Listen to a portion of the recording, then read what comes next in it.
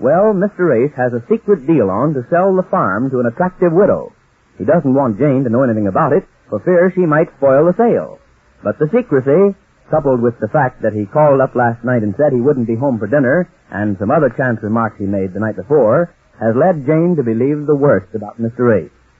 This episode takes place the following morning in alternating scenes between Neil Williams' newspaper office and Mr. Ace's real estate office. But first to Neil. Jane has just entered. Listen. Well, Neil, it happened. What happened? For the first time since we've been married, he called up last night and said he wouldn't be home for dinner. Oh, I see. You're still worrying about your husband's fidelity, huh? Worried about it? Look at me. I certainly don't look like I stepped out of a bandwagon, do I? I look like a dish can. I hardly slept last night, hoping I'd hear him say her name in his sleep.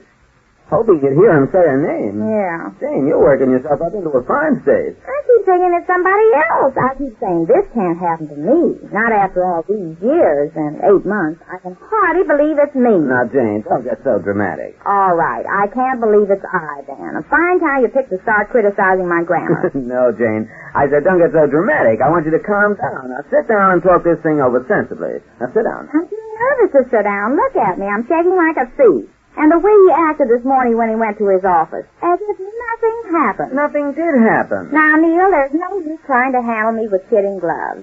Didn't he call up and say he wouldn't be home for dinner last night? And didn't he come home about 5 minutes after 11? Wasn't I there with the kitchen clock in my hand? And didn't I say it can't be this late, the clock must be wrong? Was it wrong? No, it wasn't. It was right to the penny.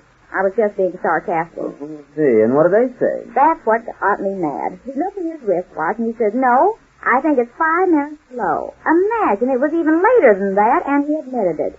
Don't tell me I haven't got anything to worry about. Neil, you're hiding something from me. No, Jane, I know you are. Ever since the other night when you said, who was that lady I saw you with last night, I knew something like this was going to happen. Look, Jane, I explained that all to you, and I thought we had that out of the way. That was just a joke. Well, it may be a joke to you, but it's my husband to me. You've got to help me. You've got to tell me who she is. I haven't the slightest idea what you're talking about. Oh, you act as innocent as the new mown hay. Tell me one thing.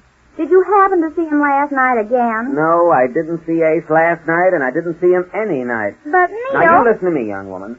You're going to make a nervous wreck out of yourself with these fantastic ideas of yours. When you come up here yesterday, I thought it was quite funny. You suspecting your husband. But you're making a mountain out of a molehill. You're letting your imagination run away with you. Imagination? I suppose I just imagined it last night when I waited for him to tell me what business he had that wouldn't let him come home to dinner. And he didn't tell me. Does he tell you all his business? All his other business he does, but not this kind of business. Hey, now wait a minute, Jane. Maybe it's just ordinary business that wouldn't be of any interest to you. Oh, no. He looked too happy for that. I waited for him to say something, but he just sat there on the swing and didn't say a word. Until finally I said, what business kept you so late? And he said, well, Jane, it's a deal I'm working on, and Mr. Neff wanted to make sure we got all the details fixed up so we can put it over tomorrow. That's all he said. I see. And what did you say? I said, well, brush the powder off your shoulder and come on, let's go to sleep. What? Jane, you did. Yes, I did. It was just a trick, because it was too dark out there to see if he had powder on his shoulder or not. But I just wanted to see if his conscience bothered him, and sure enough, he reached up and brushed his shoulder off. And you tell me I'm making a mountain out of a moleskin. What do they say when he brushed off his shoulder? He said, that's not powder, that's dandruff. Well, I'd say that's using his head. Oh, Neil, you're making a joke out of this thing. I'm worried, and I thought you were my friend. I am your friend, and I'm your husband's friend, and I say there's nothing to all this. Oh, that's not what you told me yesterday. You told me you saw him with this some woman. I made that whole thing up. I was taking you for a ride. Taking me for a ride? Yeah, that's all I was doing. What do you mean, taking me for a ride? I don't understand that. But just an expression. I was kidding you. Oh, no, now you can't say that. You men all stick together, taking me for a ride. But, Jane, honestly, I never saw Ace with anybody. Oh, no? Well, why did he call up out of a clean sky and say he wasn't coming home for dinner? I don't know, but I'm willing to bet it was business, just as he said. Well, I hate to get sarcastic, Neil, but, oh, yes? Oh, yes. Now, look, Jane, let's call a spade a spade. All right, and a heart. If you think my heart isn't broken by all this. That's what I mean. You're breaking yourself up over nothing. And I'm going to take the rest of this day to prove it to you, if it takes the rest of the day. But how Now, you leave it to me. First, we're going right over to your husband's office. Now? Yes, now. Oh, it looks so Well, I can't go visiting looking like this. I think Ace won't mind. But what are you going to do there? We're going to ask him to lay his cards on the table. Oh, this is no time for games. No. I mean, we're going to come right out and ask him about last night. Just where he was and what the business was. But suppose he tells us. Well, suppose he tells us. Well, don't you want to find out? I think so. Well, what is it you want? I'm afraid to find out. Well, now, Jane, you've got to make up your mind. Do you want to get to the bottom of this or not? Well, not all the way to the bottom. What does that mean? Oh, I don't know what I mean. I'm so mixed up and nervous. Well, I'll soon put a stop to that. Come on. Oh, wait a minute. Wait till I call the city desk. Oh, don't tell them about it. Oh, no, I'm just going to tell them I'm going out for a few... Hello, give me the city desk, please. We better want a big floppy hat instead of this one. I never did like this hat. Yes, Jane. Hello? This is William. I'm going out for an hour or so. Yeah, on an assignment, I guess you'd call it. Okay. Now, come on, Jane. The car's downstairs. Pull yourself together and let's get going. I'm together. It's just that I'm so nervous. Oh, Mr. Neff, Mrs. Adams hasn't come in yet. What time will you be here? Oh, you can't. Oh, I see. Bring her to your office. Fine. Yes, I understand. Soon as she gets here. Okay. I'll come over with her when she gets here. Yes, sir. Goodbye. Betty, come here a minute, will you? Did you call me? Oh, yes, I'm expecting Mrs. Adams over. You know, the lady we've got a deal on with. Yes, I know Mrs. Adams, the one that was here yesterday. Yeah, she's the one. Is she going to buy the farm? Well, she's interested... how did you know about that? I didn't say anything to you about it. Well, Mr. Neff was here yesterday, and naturally, as loud as he talks, I couldn't help it over here. Oh, I see. Why, didn't you want me to know?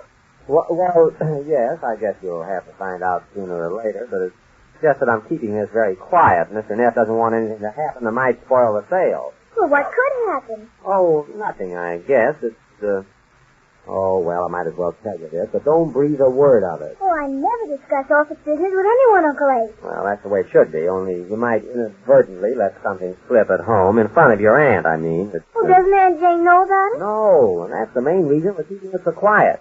Mr. Neff doesn't want her to know a thing about it until we either put it over or flop on it. He's kind of got it in for Jane because, well, it's kind of messed up that other chance he had to sell the farm. Oh, I see. And then he had some other dealings with her in the past in which he came out a bad second, so he'd rather not have her know anything about this. Oh, I understand. I won't let anything out. That's the girl. Now, Mr. Neff is just on the phone. He was supposed to come here for a meeting with Mrs. Adams this morning, but he can't leave his office. He's expecting a long-distance call, so as soon as she gets here, I'm going to take her over. Good morning, Mr. Ace. Oh, here she is. Good morning, Mrs. Adams. I was just telling my secretary here you were expected. Come in. Am I right? Isn't Mr. Neff here yet? No, he just called me and said he'd appreciate it a lot if you and I dropped in at his office this morning. He's expecting a very important long-distance call, and he can't leave. You don't mind, do you? Oh, not at all. Fine. It's only a 5-minute drive. We'll get a cab downstairs. I'm sorry to inconvenience you this way, Mrs. Adams. Not at all. I don't mind at all. I like Mr. Neff. He's a dear old fellow. Yes, isn't he? And I must say that my brother seemed to like those plans of the farm you showed him last night. Oh, did he? Well, that's good news. Yes, he's anxious to see the actual farm now. Well, we're going to arrange that. I think Mr. Neff has that in mind this morning, as I explained to you last night. You see, my wife and I are living on the farm while we're making some repairs, and I want to get everybody off the place so you can look around without having to bother anybody. Oh, I won't mind her doing that. Well, we want to make sure you won't feel as if you're in the way. I know how it is when somebody shows me through a house where the tenant's still but in. I hate to inconvenience her. Oh, not at all. She'll understand. Oh, shall we go now? I think Mr. Neff's waiting for us, and maybe if we're lucky, after we talk business, we can get the old gent to buy us our lunch. That sounds promising. I'm ready. Well, let's get going. Oh, Betty, I'll be back sometime this afternoon. Yes, sir.